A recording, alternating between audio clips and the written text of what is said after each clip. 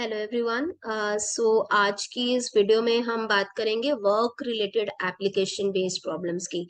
बहुत ही famous problems हैं। आपने ऐसी टैब्स वाली कि where two taps are working together, ऐसे टाइप की प्रॉब्लम्स या बहुत सी वर्क रिलेटेड प्रॉब्लम्स अपने बोर्ड एग्जाम्स में देखी हुई हैं। इवन बहुत सारे सीबीएसई सैम्पल पेपर्स में, स्कूल पेपर्स में आपको ऐसी प्रॉब्लम्स दिखती हैं। नाउ ये प्रॉब्लम सॉल्व करना इजी तो है ही, बट ये प्रॉब्लम सॉल्व करने से पहले हमें उसके बीच का बेसिक कंसेप्ट पता होना चाहिए। So before starting with the problem, पहले देखते हैं कि कॉन्सेप्ट इसमें क्या यूज होता है। तो आपने एक मिडिल स्कूल में आपने बहुत ही, या इवन प्राइमरी क्लासेस में आपने एक बेसिक सा कॉन्सेप्ट पढ़ा था, दैट इज यूनिटरी मेथड। तो यूनिटरी मेथड बेसिकली क्या कहता है कि अगर मुझे एक के लिए दिया हुआ है, एक के लिए कोई चीज गिवन है एंड मुझे ज्यादा के लिए निकालनी है, मैनी के लिए निकालनी है, तो हम मल्टीप्लाई करते हैं। और जब हमें ज्यादा के लिए कोई चीज गिवन होती है और एक के लिए निकालनी होती है, तो हम हमेशा डिवाइड करते हैं। आई होप ये कॉन्सेप्ट सबको पता है कि अगर आपको एक चीज एक के लिए गिवन है और मैनी के लिए निकालना है तो वे मल्टीप्लाई, बहुत ज्यादा चीजों के लिए कोई क्वांटिटी गिवन है और हमें एक के लिए निकालनी होती है तो हमें डिवाइड करना होता है। ये समवेयर इन इस कॉन्सेप्ट का एक पार्ट है, बट एग्जैक्टली जो मेन कॉन्सेप्ट है इन क्वेश्चंस में वो कौन सा कॉन्सेप्ट है वो डिस्कस करते हैं। तो पहली बात, तो जब भी हम वर्क रिलेटेड क्वेश्चंस की बात करते हैं तो कोई ना कोई वर्क हो रहा है उस क्वेश्चन में। अगर मैं आपसे बात करूं कि अगर सपोज करो मैं 2 आवर्स में कोई एक टास्क कंप्लीट करती हूँ, तो हम क्या एज्यूम कर रहे होते हैं, हम उस काम को वन होल मान लेते हैं। सपोज करो 2 आवर्स में मैंने कोई एक काम कंप्लीट किया, तो 1 आवर लगा, 1 टास्क कंप्लीट किया मैंने 2 आवर्स में। तो मैं 1 आवर में कितना काम करूंगी? ऑफकोर्स आधा काम हुआ होगा। अगर मैंने 2 घंटे लगा के कोई एक काम किया है तो मैंने 1 घंटे में कितना काम किया है? आधा काम किया है। सिमिलरली अगर मैंने 2 आवर्स में या मैंने 6 आवर्स लगाए हैं to read one book completely, मैंने क्या किया, एक काम किया पूरा, तो मैंने 6 आवर्स में एक बुक पढ़ी। तो मैं 1 आवर में कितनी बुक पढ़ूंगी? तो मैं 6 नीचे ले जाऊंगी, क्या बन जाएगा, ज्यादा के लिए दिया हुआ है, 1 के लिए निकालना है, I apply the unitary method, में डिवाइड कर दूंगी तो 6 उधर जाके क्या हो जाएगा, डिवाइड। तो अगर मैंने 6 घंटे में एक कंप्लीट बुक पढ़ी है तो मैंने 1 घंटे में कितनी पढ़ी है, 1/6। तो आपको ये कॉन्सेप्ट इसमें अप्लाई करना होता है। आई होप आप ये बात समझ गए हो। लेट्स सी कि प्रॉब्लम किस टाइप के आते हैं इस कॉन्सेप्ट पे। जो प्रॉब्लम दी हुई है हमें इस क्वेश्चन में, that is that 2 water taps can fill a tank in 9 3/8 hours. The tap of the larger diameter takes 10 hours less than the other one to fill the tank separately. Find the time in which each tap fills the tank separately. So basically दो case दिए हुए हैं इसमें आपको। अगर जैसे अगर आप डायग्राम भी देखो, मैंने डायग्राम आपकी हेल्प के लिए यहाँ पे बना दी है स्क्रीन पे। आपको बोला है कि जब दो टैप्स मिलके काम करती हैं तो क्या काम कर रही हैं, they are filling a tank basically. अगर दो टैप मिलके काम करती हैं तो ये कितनी देर में इस टैंक को फिल कर देंगी? जब ये मिलके काम कर रही है 9 3/8 आवर्स। अगर आप इसको थोड़ा सा मिक्स फ्रैक्शन में दिया हुआ है आपको, अगर मैं इम्प्रॉपर में इसको कन्वर्ट करूँ तो 9 8 72 एंड 72 + 3 विल बी 75/8। अगर दो टैप्स मिलके काम करती हैं तो वो टैंक को 9 75/8 आवर्स में कंप्लीटली फिल कर दे। अब दूसरा केस क्या दिया हुआ है, अब यहाँ पे ऑफ कोर्स टैप्स भी आपको दो टाइप की दी हुई है। डायग्राम में भी आपको दिख रहा होगा कि जो एक टैप है वो थोड़ी सी ज्यादा, उसका डायमीटर थिक है, मतलब उसका डायमीटर ज्यादा है तो टैप थोड़ी थिक है। एंड जो दूसरी टैप है उसका डायमीटर थोड़ा कम है। ऑफ कोर्स जिसका डायमीटर ज्यादा है तो उधर से वाटर क्वांटिटी भी ज्यादा आएगी तो टैप जल्दी फिल हो जाएगा। राइट, वेरी ऑब्वियस बात है कि अगर मैं एक में बहुत छोटी सी टैप से किसी चीज को फिल कर रही हूँ और ऐसे ही उसकी जगह मैंने एक यूज वहां पे एक वाटर पाइप लगाया है, तो दैट मीन्स वो ज्यादा जल्दी फिल कर देगा उस टैंक को। अब इसमें क्या दिया हुआ है आगे इन्फॉर्मेशन कि the tap of the larger diameter takes 10 hours less than the other one to fill the tank separately. तो अगर ये टैप्स अकेले अकेले काम करें तो इस वाले केस में ये जो स्मॉलर टैप है वो टैंक को कंप्लीटली फिल कर रही है, एंड दूसरे केस में जो बिगर टैप है उसे फिल कर रही है। तो हमें क्वेश्चन में इंफॉर्मेशन दी है कि तो जो बड़ी वाली टैप है वो उससे 10 hours कम लेगी। तो सपोज करो, एज्यूम कर रही हूं मैं कि अगर ये वाली टैप 40 hours ले रही है तो ये 30 ही लेगी, ये 30 ले रही है तो ये 20 ही लेगी, ये 20 ले रही है तो ये 10 लेगी। मतलब जो भी टाइम ये वाला टैप लगा रहा है उसका 10 hours कम कौन लगाएगा, the tap with the larger diameter. तो मुझे नहीं पता कि जो स्मॉलर टैप है उसने कितना टाइम लगाया, तो जो चीज नहीं पता है उसको क्या कर लेंगे, let. So what is the first step in this question, मैं पहले जो टाइम ये स्मॉलर टैप लगा रहा है इस टैंक को फिल करने के लिए, मैं उस टाइम को एक्स मान लूंगी। तो सपोज करो कि the time taken by the smaller tap to fill the tank separately is X hours. So as per question ये टैप कितना टाइम लगाएगी, x माइनस 10, राइट। सो आपके पास एक्सप्रेशंस बन गया, आपके पास वैल्यूज हैं किस चीज के लिए, the time taken by the taps in all the three cases. पहले केस में अगर मिलके काम करे तो 75/8 आवर्स लग रहे हैं, अगर स्मॉलर टैप अकेले काम करे तो वो x आवर्स लेती है, और अगर जो बिगर टैप है वो अकेले काम करे तो वो x माइनस 10 आवर्स ले रही है, राइट। अब इक्वेशन का मैंने आपको एक चीज बताई थी अपनी पहली वीडियो में भी, कि जब भी आप कोई एप्लीकेशन बेस्ड प्रॉब्लम बना रहे होते हो तो आप ज्यादातर एक बेस इक्वेशन अपने माइंड में रखते हो। तो इस क्वेश्चन की भी एक बेस इक्वेशन हमारे माइंड में होगी कि मैं अपना इक्वेशन का बेस क्या रखने वाली हूँ। तो what will be the base of this equation, मैं तीनों ही केसेस का 1 आवर का वर्क डन देखूंगी। तो सपोज करो मैं फाइंड कर लूं कि ये वाली जो टैप है ये 1 आवर में कितना काम करती है, 1 आवर में कितना काम करती है। सिमिलरली स्मॉलर टैप 1 आवर में कितना काम करती है, और ये दोनों मिलके 1 आवर में कितना काम करते हैं। तो मैं कह सकती हूँ कि the work done by bigger tap in 1 hour plus work done by smaller tap in 1 hour is equal to the work done by both the taps in 1 hour. क्या बोला जा सकता है, पहली टैप ने जो काम किया, मतलब जो छोटी टैप ने काम किया 1 घंटे में, प्लस जो बड़ी टैप ने काम किया 1 घंटे में, और दोनों ने इनको मिला दें, मिलके जो काम किया इन दोनों ने 1 आवर में टू फिल द टैंक। ठीक है। सो आप क्या करोगे, वर्क डन के एक्सप्रेशन बनाओगे तीनों ही केसेस के लिए। तो let's see work done by smaller tap, हम साइड में यहाँ पे बनाते हैं, स्मॉलर टैप की बात कर रही हूँ मैं, स्मॉलर टैप।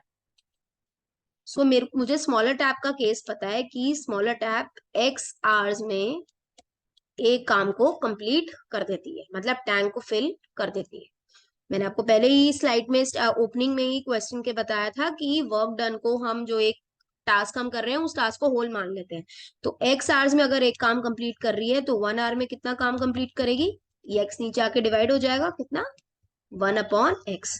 सो 1 घंटे में कितना काम कर रही है smaller tap, 1/x। Similarly larger tap लेती है x minus 10 hours to complete one work, right. It takes x minus 10 hours to complete one work. तो ये 1 आवर में कितना काम करेगी, ये अगेन नीचे आ जाएगा। ये हमें ज्यादा टाइम के लिए पता है तो मुझे एक के लिए निकालना है, तो मैं क्या कर दूंगी, उसे डिवाइड। तो work done by larger tap in 1 hour will be 1/x-10। अब देखते हैं कंबाइंड केस।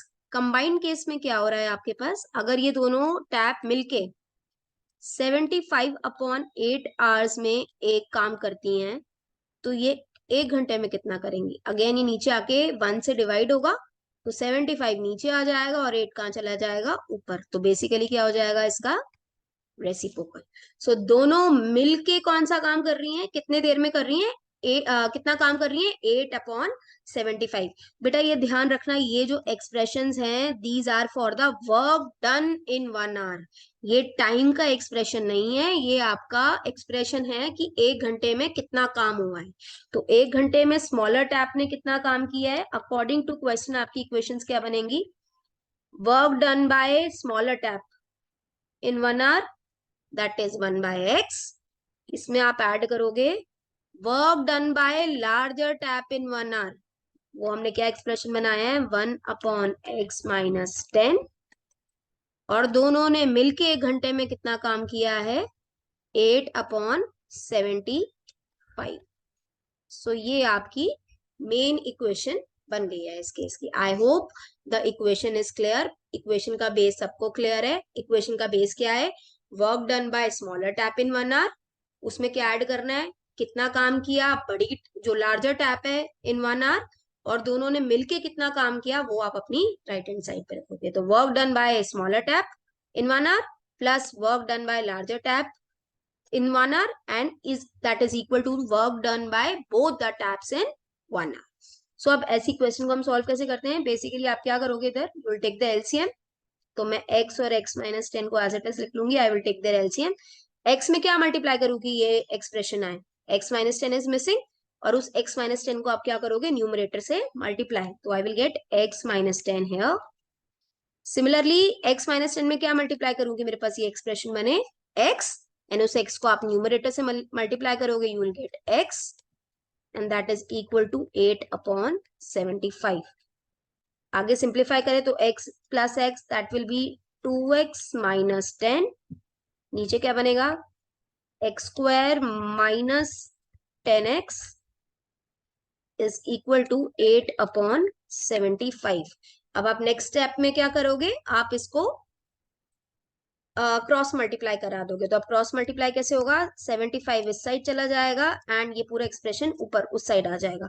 तो उस स्लाइड में मैं सॉल्व कर देती हूँ इसे. 75 ब्रैकेट में आपके है इधर 2x minus 10. Similarly back slide पे आपके पास है 8x square minus 10x. So I will open the brackets now. Bracket open करने हैं आपने. तो क्या आएगा, 75 इंटू 2 150x, 75 इंटू 10 750.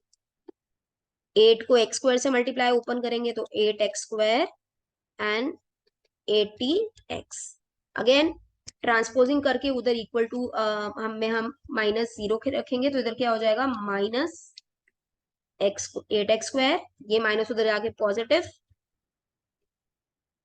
ये ऑलरेडी यहाँ पे पॉजिटिव है एंड इक्वल टू 0. तो आप थोड़ा सा इसको सिंप्लीफाई कर सकते हैं एंड क्वाड्रेटिक इक्वेशन बनानी है सिंपल करके. तो आपके पास आएगा 8x square 80 and 150. If you add like terms है ये, तो it will become 230x minus 750 is equal to 0. Again इस इक्वेशन में हम सिंप्लीफाई इसको सिंपलेस्ट फॉर्म में कर सकते हैं. 8 मुझे दिख रहा है कि तीनों में एक ना एक कॉमन फैक्टर भी है. और दूसरी बात, एक्स स्क्वायर वाली टर्म को हम नेगेटिव लेने से रिफ्रेन भी करते हैं. तो मैं क्या करूंगी, एक्स स्क्वायर की टर्म के अपोजिट सबके साइन चेंज कर देती हूँ. तो यहाँ नेगेटिव है तो ये वाली इक्वेशन को 2 से भी डिवाइड कर देते हैं एंड इसके साइन भी चेंज कर देते हैं. तो ये माइनस वाला साइन हो गया पॉजिटिव और 8 को 2 से डिवाइड करोगे तो you will get 4x square. Similarly इसका साइन हम चेंज कर देते हैं नेगेटिव. 230 को if you divide by 2 you will get 115x. Similarly ये नेगेटिव साइन को आप पॉजिटिव कर दोगे एंड 750 को if you divide by 2 you will get 375 equal to 0. Now अब ये लोएस्ट फॉर्म में भी है, इसके अंदर कोई कॉमन फैक्टर नहीं है. तो आपके पास ये क्वाड्रेटिक इक्वेशन है. अगेन क्वाड्रेटिक इक्वेशन को सॉल्व करने के क्या तरीके होते हैं, हमारे पास क्या मेथड्स हैं. आइदर आप क्वाड्रेटिक फॉर्मूला अप्लाई कर दो या आप मिडिल टर्म स्प्लिट भी कर सकते हो. सो आई थिंक मैं इस केस की बात करूं तो मिडिल टर्म स्प्लिट मुझे एक ज्यादा इजियर मेथड दिखाई दे रहा है. अगर मैं यहाँ देखूं मिडिल टर्म स्प्लिट में हम क्या करते हैं, वी हम फाइंड द प्रोडक्ट ऑफ ए सी. तो मुझे पता है ए है 4 एंड ये सी है 375. If you multiply 4 with 375, you will get AC का value as 1500, positive 1500. तो हमें 1500 के फैक्टर्स बनाने हैं जो मुझे क्या दे दे, -115. वेरी वेरी इजी, देखते ही समझ आ रहा है कि अगर आप 15 और 100 को कंसिडर करते हो तो 15 में अगर मैं 100 ऐड करूं आई विल गेट 115. और क्योंकि ये नेगेटिव साइन है इधर तो हम दोनों को ही क्या दे देंगे, नेगेटिव, बिकॉज माइनस माइनस करके दोनों का साइन आएगा -115 और -15 इंटू -100 क्या आएगा 1500. So I just bifurcate this. आप इसको simply 4x square I will write -100x -15x plus 375 is equal to 0. Again take common out of it. इन दोनों टर्म में से क्या कॉमन आ रहा है, 4x is common, so I'll take 4x as common. 4x square में से 4x चला गया तो क्या रह गया, x. सिमिलरली अगर 100 में से आपने 4 से डिवाइड किया 100 को, you'll get 25.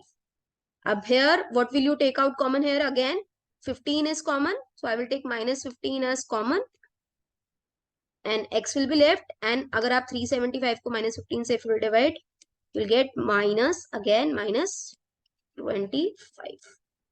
So in दो terms में से what can you see common here? That is x minus 25 and remaining part will be 4x minus 15 equal to 0. So हमारे दो फैक्टर ये फैक्टराइज हो गई है इक्वेशन एंड दो फैक्टराइज करके we got two factors that is x minus 25 and 4x minus 15. तो आप क्या करोगे यहाँ से जीरोस निकाल लोगे. अगर मैं इसको जीरो के इक्वल पुट करूं आई विल गेट x का value as 25 and from here मेरे पास x की वैल्यू आएगी 15/4. सो क्वेश्चन में आपने जो एक्सप्रेशन लेट करे थे, आपने पहला एक्सप्रेशन लिया था x hours which is a time taken bye smaller tap and x minus 10 hours which will be the time taken by the tap with the bigger diameter. तो अगर आप ये ध्यान रखना है आपने दोनों में कि ये दोनों वैल्यूज ऑल दो ये पॉजिटिव हैं बट दोनों में से -10 होने का स्कोप होना चाहिए क्योंकि जो लार्जर टैप है उसका टाइम नेगेटिव में नहीं हो सकता है. तो अगर मैं 15/4 में 10 माइनस करूं तो I will not get a positive answer. That means I will reject this value. आप इस वैल्यू को रिजेक्ट कर देंगे तो मेरा फाइनल आंसर क्या बनता है? x is equal to 25. So the time taken by smaller tap